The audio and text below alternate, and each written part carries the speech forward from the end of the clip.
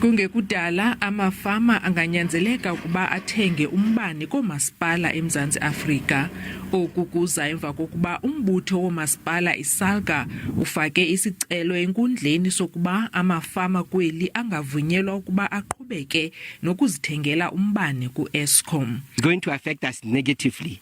Municipalities don't have capacity, so there's no way that municipalities can supply electricity without any challenges. Kusenjalo umbutho wamafama uAgri SA uthi usaqhuba uphando ngengxaki ezingathi zidaleke kushishino lwamafama ukuba iSALGA iyaphumelela kwesisicelo sayo. Agri South Africa is aware of the application of SALGA in terms of the distribution of electricity in future. We are busy gathering all the information and the relevant information so that we know exactly the extent of the application. Agri South Africa will also engage with Eskom in this regard so that we can make sure we understand what Eskom's viewpoint on this application.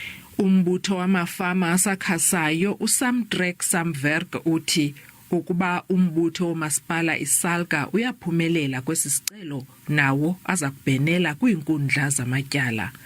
Nobelungu Nowapane kwiindaba zeSABC eKimberley.